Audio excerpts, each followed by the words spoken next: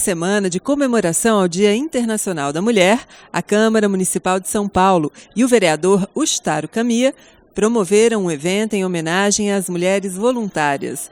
O encontro foi realizado na Câmara Municipal de São Paulo e contou com a participação de mulheres voluntárias de 16 entidades de São Paulo.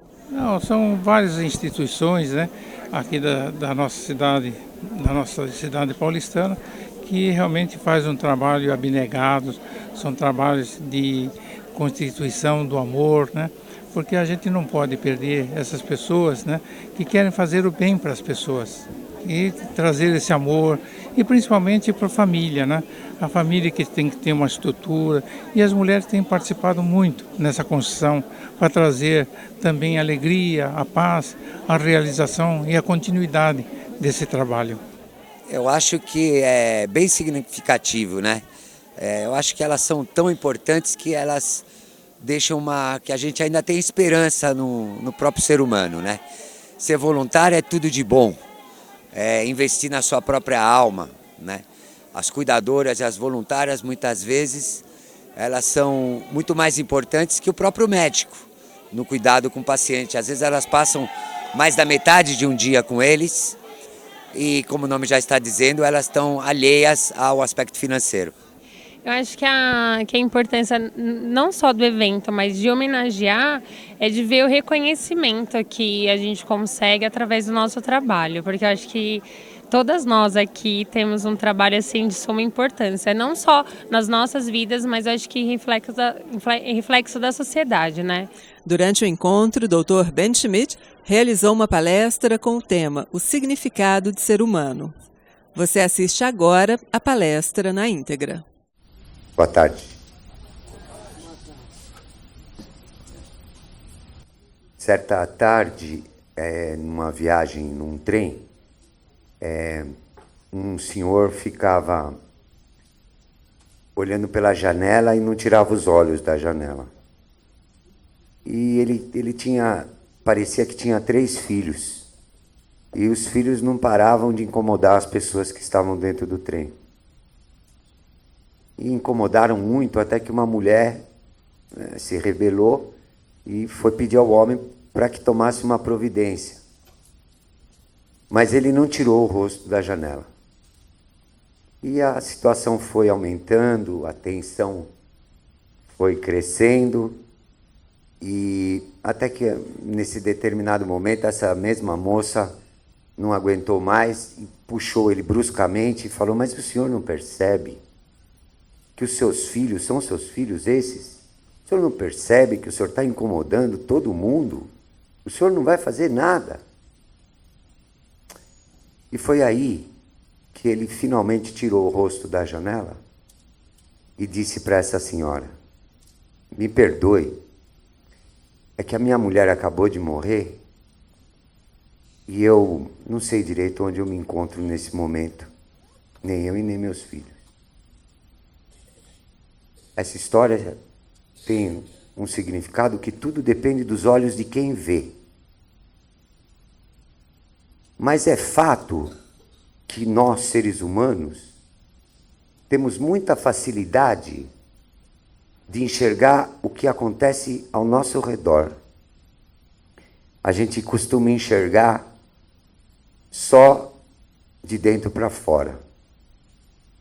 E hoje, para homenagear essa classe social magnífica, as voluntárias do nosso país, eu quis fazer alguma coisa diferente. Abrir o meu peito e vou enxergar dentro de mim mesmo. E vou ver alguns erros que eu cometi para tentar me encontrar com voluntariado. E a primeira coisa que me vem à mente é o meu pai. Meu pai morreu de Alzheimer e eu, até esse momento, estava certo que eu fiz o melhor por ele. Dei a mais bela fisioterapeuta para cuidar dele, o melhor médico neurologista que eu conheci na minha vida, as melhores cuidadoras, mas fiquei pensando, faltou alguma coisa, faltou eu. eu devia ter ficado mais com meu pai. E é difícil porque, às vezes, numa família, por mais que a gente ame uma pessoa, às vezes a gente acaba cometendo um deslize igual a esse. E por que eu escolhi esse sentimento de enxergar um próprio erro em relação ao meu pai? Porque foi o meu pai que me ensinou o que é ser uma voluntária.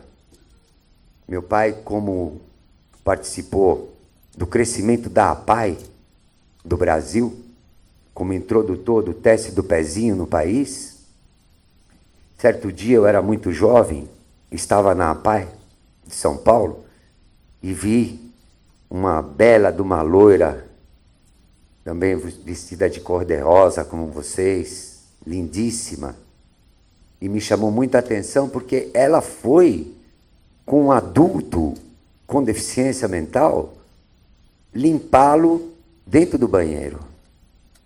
E aquilo me marcou na vida. Imediatamente eu perguntei a ele: puxa, papai, essa moça aí, bonita, tudo, ela deve ganhar uma fortuna. E aí meu pai me respondeu, Benjamin José Schmidt, que ela era uma voluntária.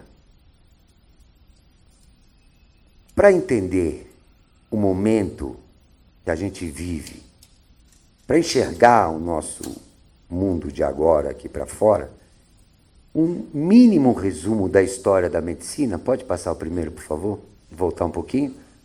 Então, um mini resumo da história da medicina para a gente tentar colocar vocês, voluntárias, dentro da história do cuidado. Por favor. A origem do homem é africana e nós, do jeito que nós nos conhecemos aqui hoje e agora, nós temos, no máximo, do jeito que a gente se conhece, entre 10 e 15 mil anos, homens modernos. Pode passar? Esses 10 mil anos se iniciaram com uma evolução que teve como uma das principais características o aprimoramento da alimentação. Pode passar?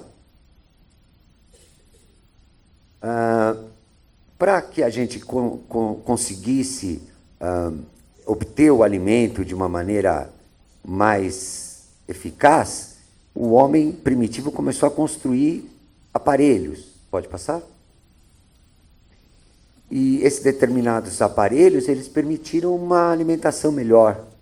O homem foi perdendo seus pelos do corpo para lidar melhor com a energia.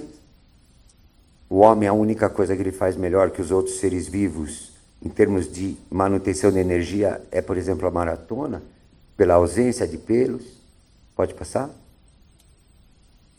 E, mais recentemente, as primeiras civilizações, elas todas vieram da Mesopotâmia. Tudo começou na Mesopotâmia. E as principais cidades eram próximas dos rios, dos deltas de diferentes rios, por exemplo, como o delta do Nilo, onde tinha melhor agricultura, onde podia se utilizar a agricultura o ano inteiro. Assim começou a nossa civilização. Pode passar? O primeiro deus, rei da medicina foi Imhotep, um egípcio. Infelizmente, as suas obras, aquelas que existiam, foram destruídas, como a gente vai ver quando destruíram Alexandria. Pode passar? E ele é considerado até hoje o patrono da medicina, da escrita e do conhecimento. E ele foi seguido pelos gregos. Pode passar? Os gregos, há cerca de 40 mil anos atrás, e os pré-gregos, eles, como babilônios, eles começaram a tentar reproduzir os sons da natureza. O homem começou a cantar. O homem começou a cantar antes de falar, né? E começou a escrever símbolos. Um símbolo vale mais do que 1000 vocábulos e do que 1000 palavras. Pode passar? Esses símbolos foram evoluindo nas gravuras, por favor. E a história nos diz que a civilização grega foi uma das mais belas que o ser humano já vivenciou. E na história da medicina atual, que começa com Asclépio, né, que era originário do Imhotep, a gente percebe que a medicina antiga ela era repleta de magia e de pureza. Pode passar? Repleta de valores morais. E as pessoas tinham tempo para interpretar a natureza. Hoje, uma das maiores causas da nossa desumanização é que a gente não tem tempo para parar um segundo nem para olhar para o céu e observar as estrelas, por exemplo. Pode passar? A passagem dos conhecimentos eram dados nas crianças nessas árvores que chamavam plátanos. Então, depois que as crianças corriam, se cansavam, os sábios ensinavam essas crianças, passando o conhecimento.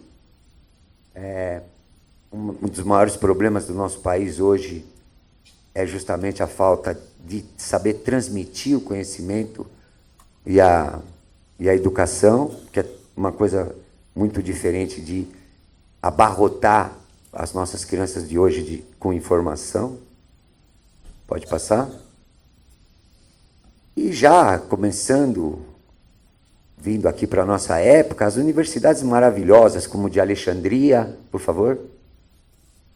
É a idade da magia, é a idade das bruxas, primeira época da medicina. E hoje, na minha opinião, a maior falha da medicina é não acreditar mais nas bruxas, não acreditar mais na magia. Meu Deus do céu, essa própria ciência de hoje, essa própria medicina de hoje, sabe que um placebo é um remédio que não tem nada, não tem princípio ativo nenhum dentro dele. Um placebo hoje cura, em certos artigos de revistas renomadas da assim, nossa chamada ciência, 50% de uma determinada entidade nosológica. Como é que um médico, por causa do seu conhecimento, deixou de acreditar na magia? Ele devia usar a magia como uma ferramenta a mais. A fé, a esperança. Quantas pessoas não melhoram só por você oferecer uma palavra de esperança para um paciente? Os placebos funcionam. Essa não é uma opinião pessoal, essa é uma opinião da literatura. É um grave erro, hoje, a medicina não acreditar na magia. Próximo.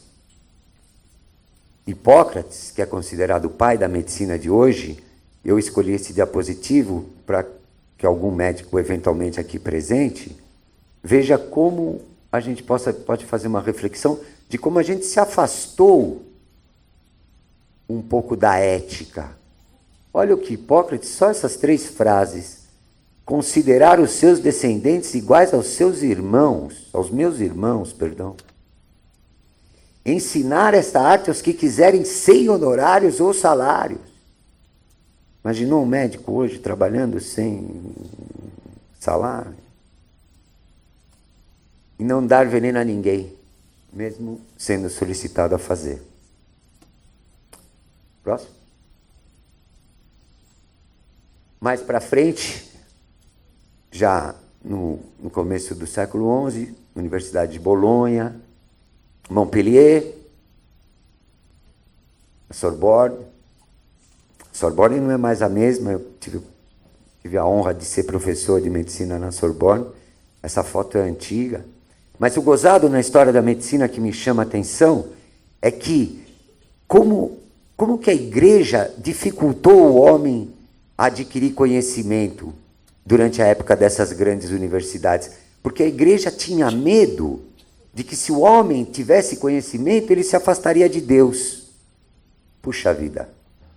Se é uma coisa que um humilde cientista aprende na vida, é se aproximar de Deus.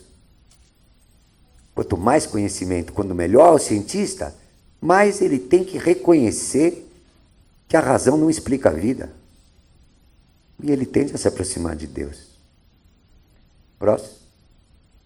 Cambridge, por favor. Existe tudo uma ambivalência. Agora a gente vai chegar próximo de vocês, voluntárias. Tudo no gesto humano é ambivalente.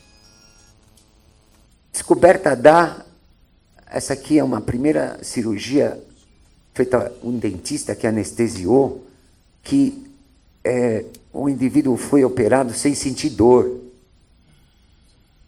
Bárbaro, né? Que legal. Qual que é a ambivalência disso? É que quando hoje a gente entra nos melhores hospitais da cidade de São Paulo e do mundo inteiro, às vezes por causa de não sentir dor, muitos profissionais acabam fazendo cirurgia demais. Logo depois da época da magia, a descoberta da célula por Robert Hooke e do microscópio por Malpighi começou a era da patologia celular.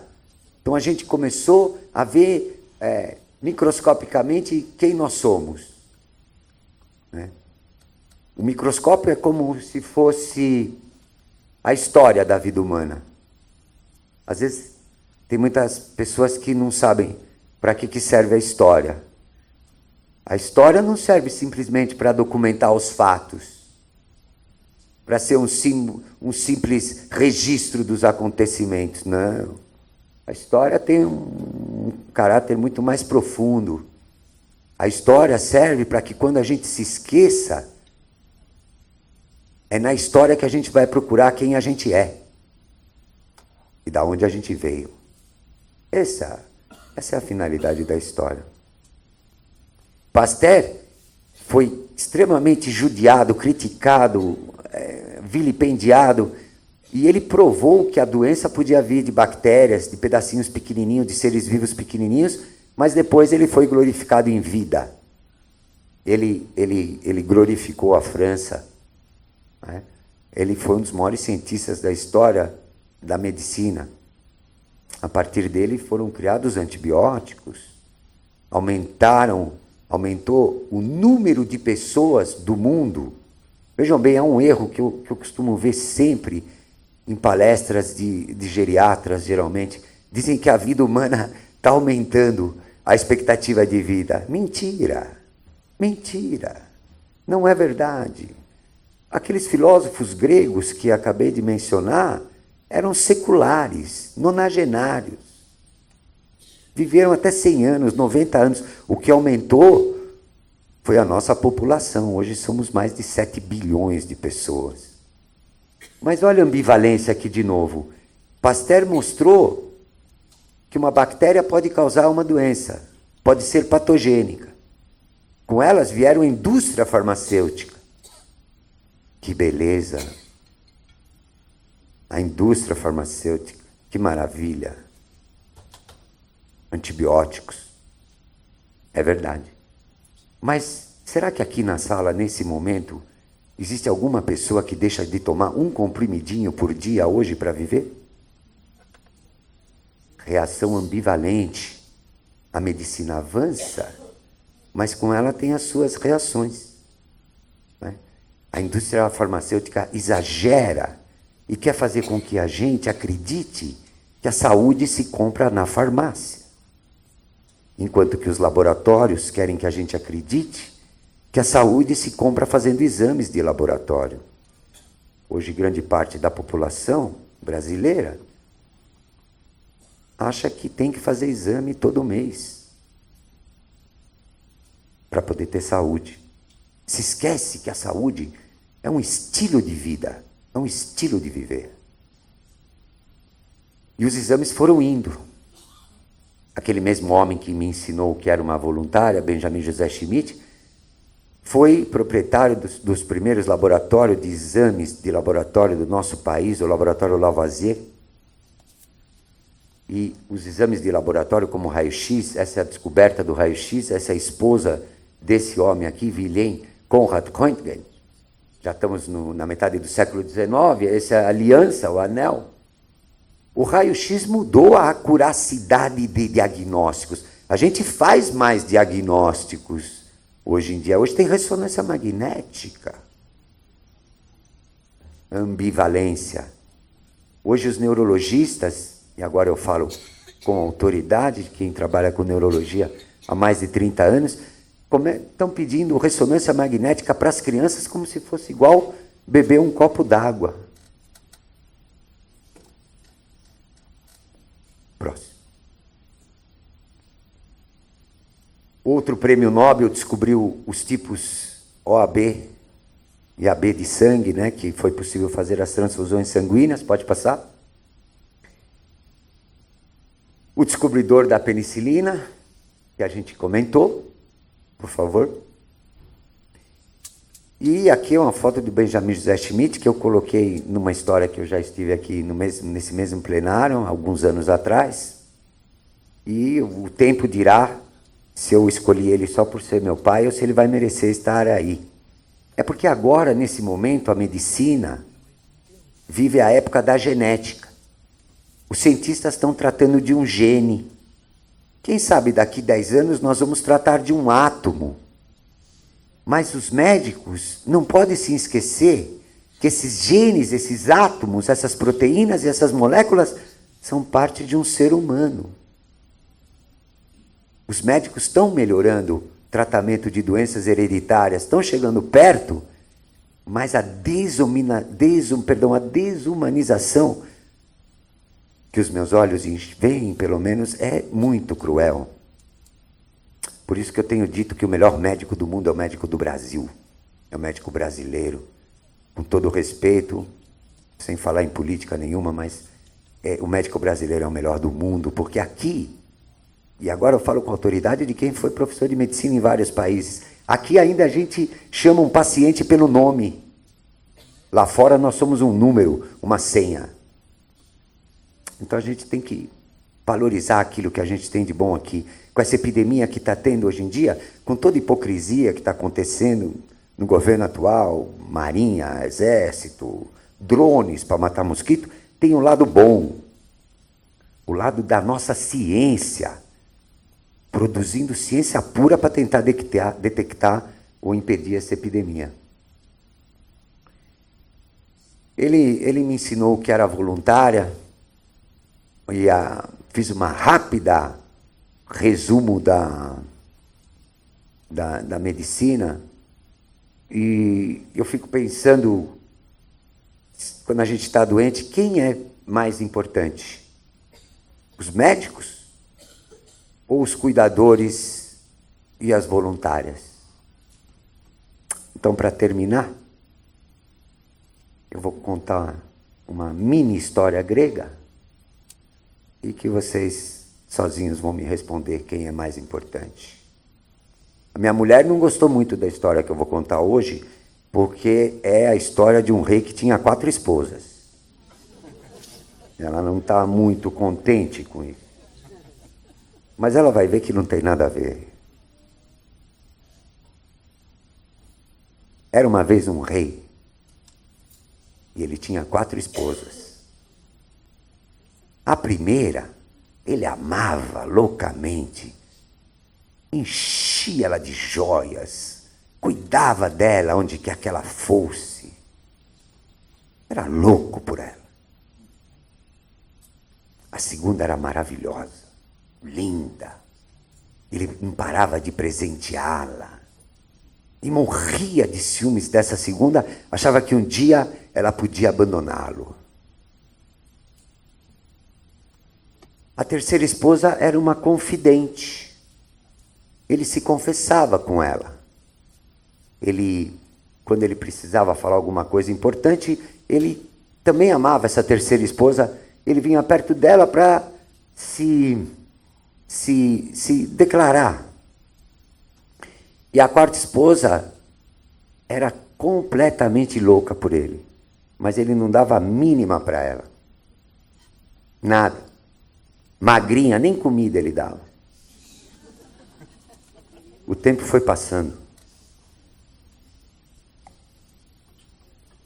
E ele sentiu que a morte estava próxima. Na morte, o ser humano fica mais fraco, fica com medo de morrer, fica procurando a Deus, aqueles que não acharam durante a vida. E ele foi correndo falar com quem? Com as suas esposas. Chegou para a primeira e falou assim, aquela que ele enchia de presentes, eu estou morrendo, você vai me deixar sozinha? Você vai ficar do meu lado? Na minha morte? Ela falou, você me perdoe, eu tenho muita coisa bonita para comprar, para fazer, não vou poder ficar com você. Aí ele foi para a terceira esposa, aquela que era linda, maravilhosa, você vai ficar comigo quando eu morrer? Eu não quero, eu estou com medo de morrer sozinho. Ela falou, olha, você me perdoa, eu fiz tudo por você, mas agora, quer saber, eu vou casar de novo. A terceira, que era confidente, ele veio perguntar e falou assim, olha, por favor, já 2 esposas não vão ficar comigo? Você não quer ficar comigo? Você não pode ficar comigo? Eu estou com tanto medo de morrer. Ela falou, olha, eu te amei, tudo direitinho, mas eu vou te dizer uma coisa, o máximo que eu posso fazer é te enterrar. Quando chegou a quarta esposa, ela falou para ele que ia ficar com ele aonde quer que ele fosse. Aonde quer que a alma dele viajasse. Magrinha. Essas 4 esposas, minha mulher não precisa ficar com ciúmes. Elas querem dizer, no mundo grego, as 4 coisas que todo ser humano tem. O ser humano quer cuidar da carne, dar presente e se enfeitar, mas a carne vai embora na morte. A família, que se diz família, que a gente se confessa e tudo mais, muitas vezes, quando muito, enterra a gente. E a quarta esposa é a única que vale a pena. Porque a quarta esposa significa a nossa alma. E o melhor investimento do ser humano é investir na sua alma.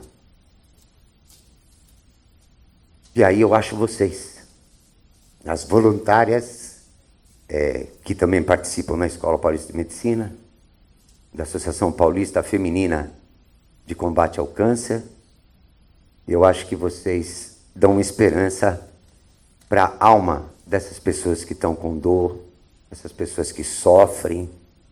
Né? E qual é a ambivalência de investir na alma? Ao contrário da medicina, ao contrário de gerar cirurgia sem importância, ao contrário de vender medicamentos, ao contrário de operar quem não precisa, a ambivalência é só um crescimento espiritual. Que bom que vocês existem. Que bom que vocês estão aqui. Porque nunca a gente precisou tanto de voluntárias no Brasil. Muito obrigado.